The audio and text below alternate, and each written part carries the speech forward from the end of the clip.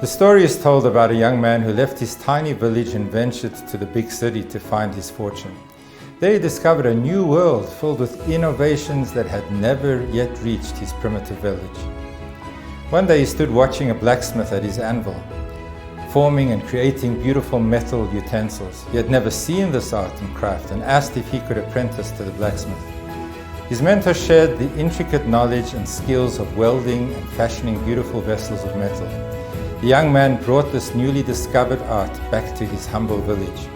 He called the townfolk together to display his tools and to showcase the art of the blacksmith. It was great disappointment. The young man tried and tried unsuccessfully to do what he'd done so proficiently back in the city. He was repeatedly met by failure. The metal would not bend or budge. The young man had not done the obvious.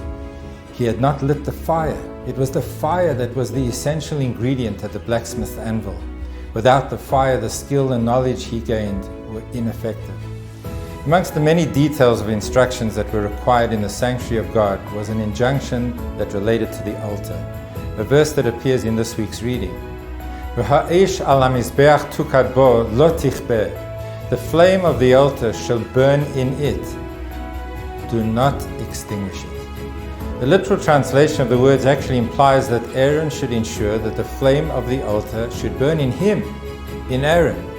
It implied that the technical duties of the priest should kindle in the priest himself a fiery devotion and passion with which he would perform his responsibilities. Each of us is a miniature sanctuary of God. We have our own responsibilities and duties to fill in our lives with the service of Hashem. We put on tefillin, we light Shabbos candles, we do acts of kindness to another human being. The message of the constant flame of the altar is to do the rituals and social responsibilities of our lives with devotion, with excitement and enthusiasm. Particularly our prayers need to have the wings of passion and emotion. The fire has to burn within us to ensure that we don't become robots performing functions with routine repetitiveness. The verse tells us, the fire must be ignited constantly and never extinguished. The Alter Rebbe, Reb Shneur Zalman of Liadi, asks why it's necessary to say, do not extinguish, if we've already instructed the fact that we have to keep it constantly aglow. Why do we need to be taught that we may not extinguish it? The Alter Rebbe explains that the last words, do not extinguish, can also be translated, extinguish the negative, lo tichbeh. We have an additional instruction to remove all the negativity from our perspectives, our thoughts, our conversations, and our attitudes. We have a responsibility to see the light, not the darkness, in ourselves, in others, and in the world around us. In these challenging times, we are constantly bombarded with doomsday messages. Our thoughts are captured by relentless bad news tweets or WhatsApp messages. Social media can't wait to share the latest devastating news. How does one stay positive when days seem to be so bleak? How does one switch off the negative voices that cloud our vision? How do we retain a focus above the fray of negativity? We need to have a fire burning inside of us, a mission, a cause, and a passion. We need to be driven with a sense of duty and purpose. We need to light the fire within us, and when we do, we no longer gravitate to view the world around us with eyes of negativity. We need to be passionate about our calling. We need to feel a pressing sense of purpose and a deep determination to achieve our goals, for ourselves, for our families, and for all around us. We need to rekindle the fire inside of ourselves.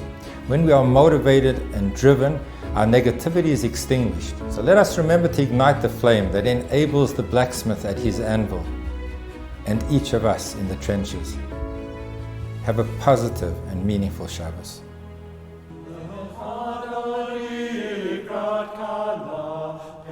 Shabbat